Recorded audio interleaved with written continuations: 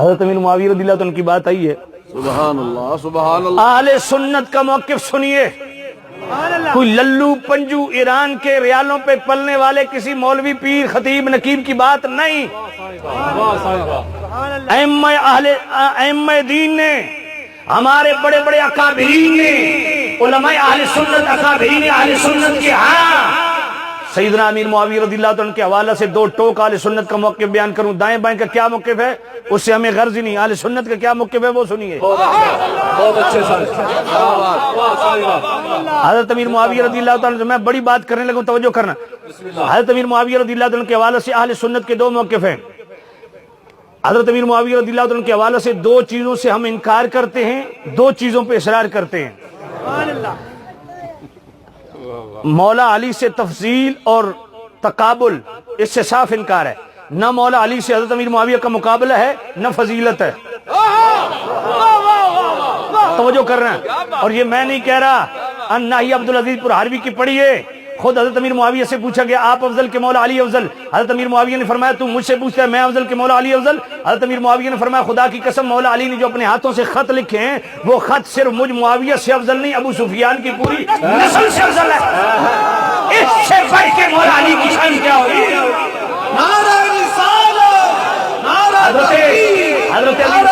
حضرت امیر معاویہ رضی اللہ عنہ کہہ سکتے تھے کہ وہ سابقون الاولون میں وہ افضل ہیں؟ نہیں. فرمایا ہائے ہائے ہائے، فرمایا مولا علی جو اپنے ہاتھوں سے خط لکھے ہیں وہ خط مجھ معاویہ سے افضل نہیں، ابو سفیان کی پوری نسل سے افضل ہے. اس لیے نہ برابری، نہ تقابل، نہ فضیلت، اس انکار ہے.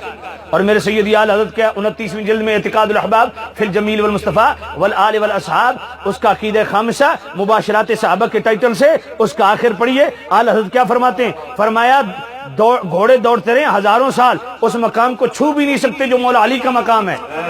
پر حضرت امیر معاویہ کا ہم دفاع کیوں کرتے ہیں؟ اس لیے کہ وہ رسول اللہ کے صحابی ہیں. تو حضرت امیر معاویہ کے حوالے سے صاف بات سن لیجئے. دو چیزوں سے انکار ہے، نہ مولا علی سے مقابلہ، نہ فضیلت. دو چیزوں پہ اصرار ہے، بحیثیت صحابی ان کی شان بیان کرنا، یہ اہل سنت کا مذہب ہے. اور جامع الترمذی کتاب المناقب فضائل معاویہ کا پورا باب موجود ہے. اس کی ابتدا میں یہی حدیث موجود ہے، امام ترمذی لائے اللہم اجعلہ ہادیا مہدیا واہد بہ، اے اللہ تو امیر معاویہ کو ہادی بھی بنا، مہدی بھی بنا، سبب ہدایت بھی بنا. مسند احمد کے اندر بھی حدیث موجود ہے، فضائل الصحابہ کے اندر امام احمد بن حنبل بھی لائے اللہم علمہ الکتاب والحساب وقہ العذاب، اے اللہ تو امیر معاویہ کو کتاب کا بھی علم عطا فرما، حساب کا بھی علم عطا فرما.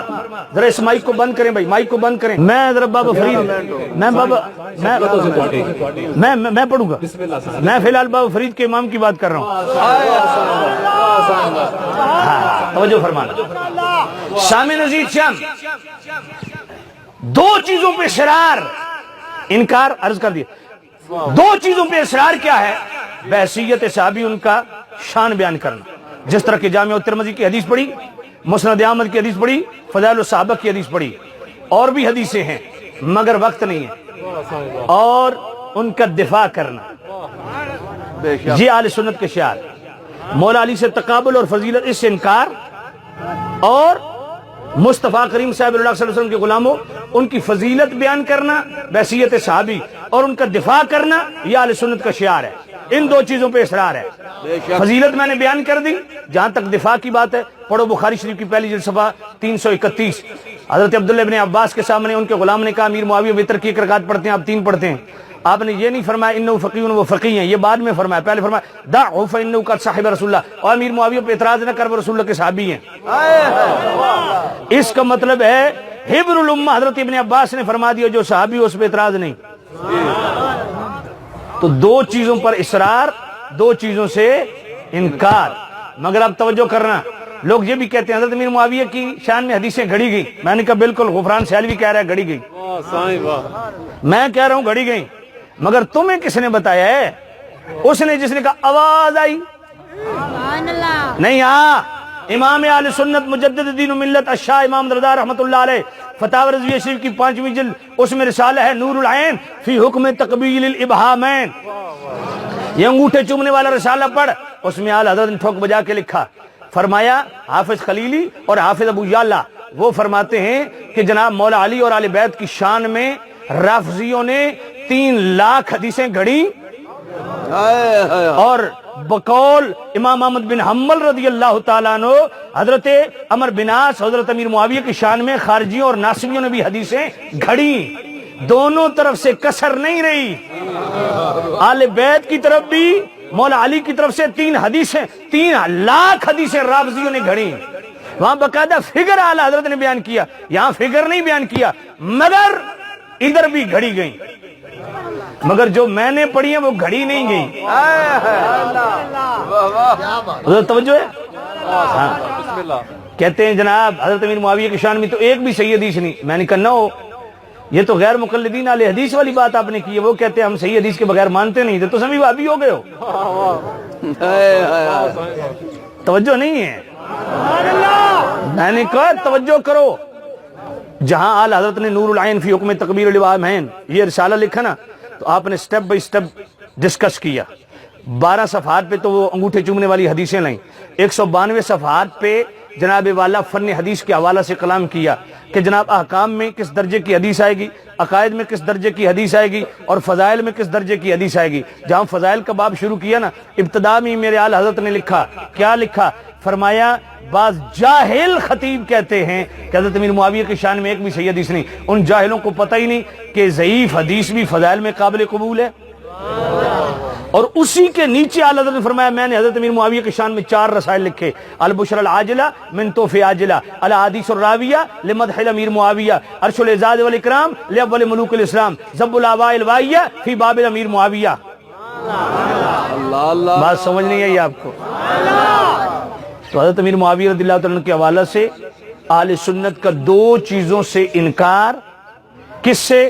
نہ مولا علی پر فضیلت، نہ مولا علی سے مقابلہ، اور 2 چیزوں پر اصرار، بحثیت صحابی ان کی شان بیان کرنا، اور بحثیت صحابی ان کا دفاع کرنا۔ یہ اہل سنت 2 چیزوں پر اصرار رکھتی ہے۔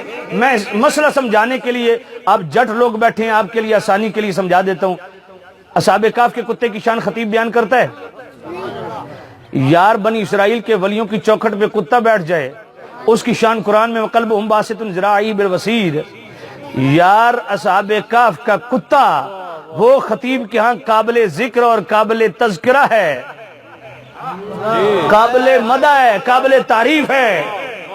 بنی اسرائیل کے ولیوں کی چوکھٹ پہ کتا بیٹھ جائے وہ تیرے لیے قابل احترام ہے، تو مصطفیٰ کی بارگاہ میں جو صحابی بیٹھ جائے،